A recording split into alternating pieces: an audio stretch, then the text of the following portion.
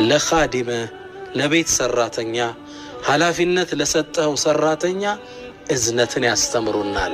ነብዩ መሐመድ ሰለላሁ ዐለይሂ ወሰለም ወካነ ኹሉቁሁ القرآن ትላለች እናታችን አይሻ አኽላቃቸው ቁርአንን ነበር የሚመስለው። ያዘዘው የሚታዘዙ አስተምሮቱን የሚኖሩ ምርጥ ነብይ ነበሩ።